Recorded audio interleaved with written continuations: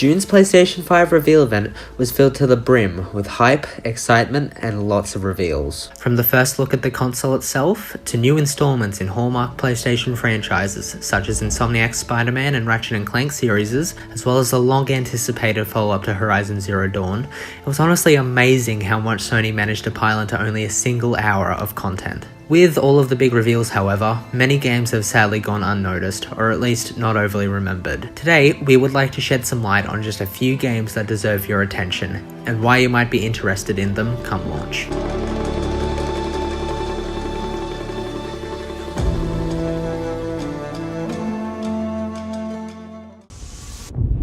Over and over, I relive my first moments on this alien planet.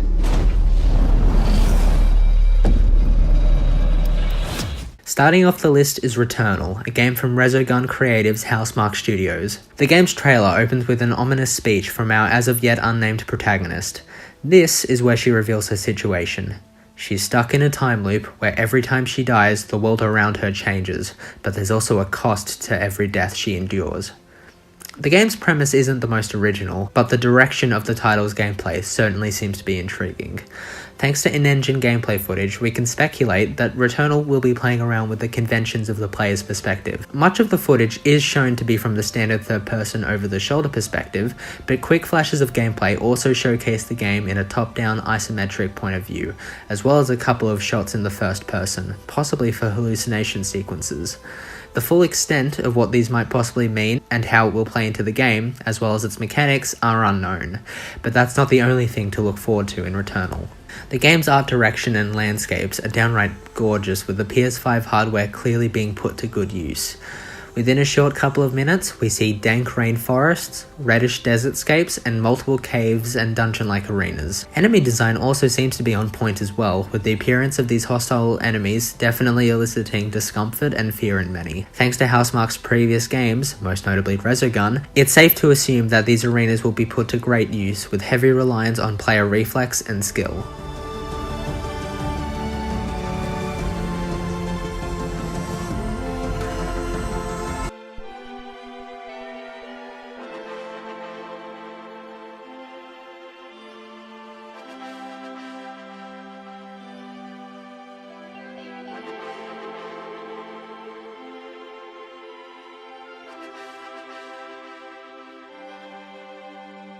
The Little Big Planet franchise finally makes its return to PlayStation with the brand new 3D platformer, Sackboy: A Big Adventure. This entry will be focused squarely on the character of Sackboy, but that doesn't mean you have to play alone, however, as the trailer also confirms the inclusion of co-op with up to 3 other players. With this in mind, players can expect tons of fun platforming as you navigate areas bursting with colour and life. With these new environments, players are seen with more gameplay capabilities than ever before. The trailer shows Sackboy and friends being able to use multiple abilities including rolling, punching, picking up enemies, grappling onto tubes, and jet boosting for dealing with hazards. Such hazards will also include boss battles, as the trailer shows numerous bosses and set pieces, including a segment on a boat, passing through a litany of lasers and other obstacles. It's unclear whether the game will be level-based like previous entries, or if it will go for a continuous single-player experience. It's also unclear right now what the game's story or setup will be, as well as when players can pick up and play the game for themselves. Developer Sumo Digital, who previously handled the series' third entry on PS4, will be once again handling the reins to this entry, so here's hoping that their new spin on the series' formula will pay off.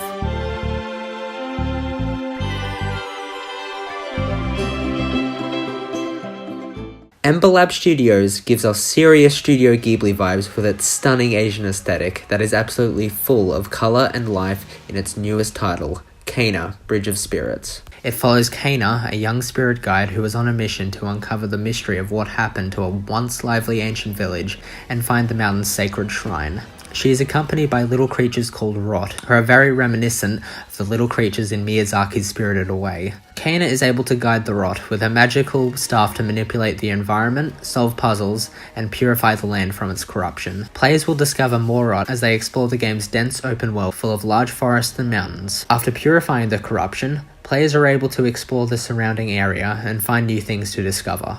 This game also features very fast-paced combat where Kana can use her staff to perform a variety of abilities. For starters, she can use her staff as a bow that shoots magical arrows at her enemies with a slow motion feature that is similar to Horizon or Breath of the Wild. The game's third-person gameplay also features upfront combat, where Kana can use her staff to block, to parry attacks, and to whack away at her enemies.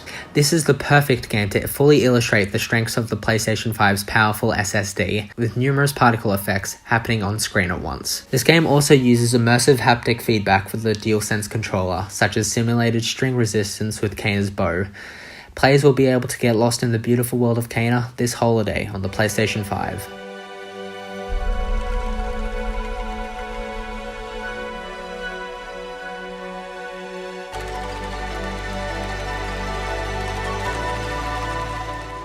No, sadly Tango Gameworks' newest title isn't a sequel to The Evil Within 2. But, if what they've shown of Ghostwire Tokyo is anything to go by, it's safe to say that their new title looks like another brilliantly unique and realised world that players can expect to jump into. The Future of Gaming event finally allowed for some in-engine gameplay footage to be shown of the title, and it certainly wasn't what we were expecting.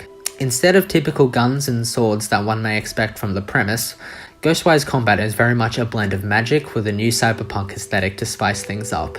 We see a variety of different spells and casts in the trailer, each seeming to emphasize the game's much more action-adventure focus than with previous titles from the studio. Shinichiro Hara, who worked on the combat and glory kill mechanic for Doom 2016, is the lead combat director for Ghostwire Tokyo. If the takedowns and animations we see in the trailer are anything to go by, getting up close and exercising your enemies will be a core staple of the game's combat. In addition to the visually stunning combat, Ghostwire's depiction of Tokyo is no less brilliant than its gameplay. City streets are adorned with neon lights and billboards in an aesthetic very similar to the Blade Runner films. The game's spellcasts also showcase the game's bridging of Japanese culture and the cyberpunk genre. It seems Tango Gameworks will also be delving into Japanese folklore for its enemies and horror. Enemy variety seems to include ghostly apparitions, numerous witch-like enemies, various people with their faces clouded by shadows and red eyes, and wait, is that Slender Man?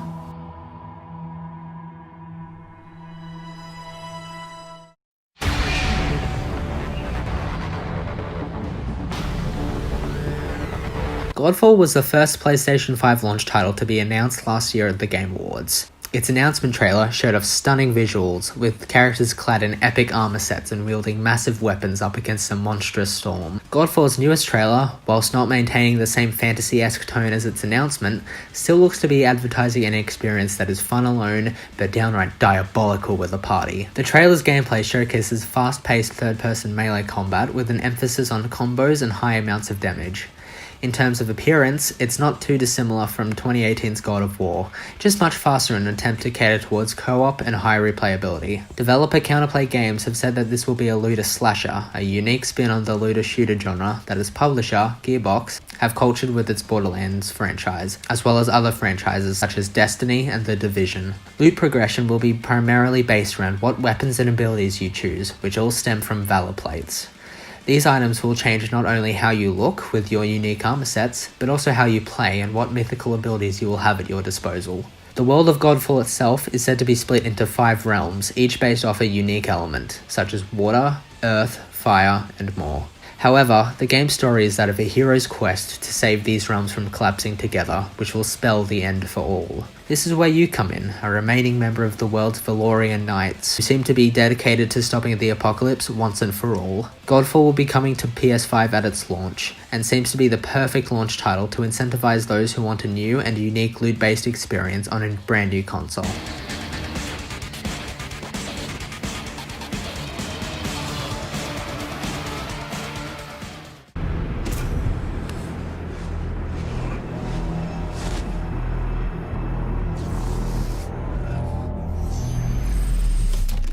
Despite what a lot of us may have thought initially upon seeing this trailer, no, that isn't the Ludens character from the Kojima Productions logo, and no, this isn't a secret sequel to Death Stranding. Pragmata is instead being developed by Capcom and has no connections to Kojima's title.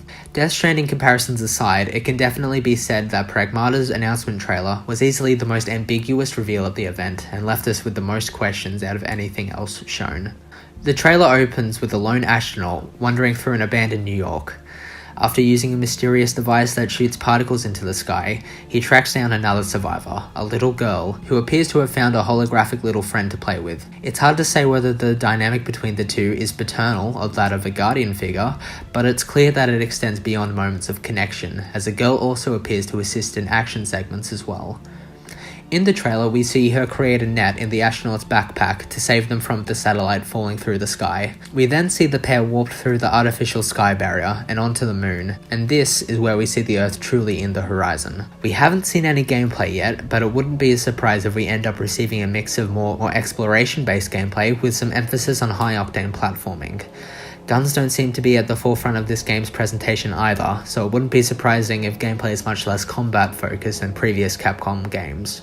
Capcom have stated that they are aiming for deeply profound storytelling with this adventure, which isn't the norm for the Japan-based studio. If Pragmata is aiming to put its story first before gameplay, it's safe to say that this is something that cannot be missed from the studio. If the game's name, Pragmata, roughly translates to transcendent realities and noetic entities, expect a far different game than usual from Capcom. For more on Pragmata and all of these other titles from the PlayStation 5 reveal event and more, be sure to like and subscribe to the channel and follow us on both Twitter and Instagram.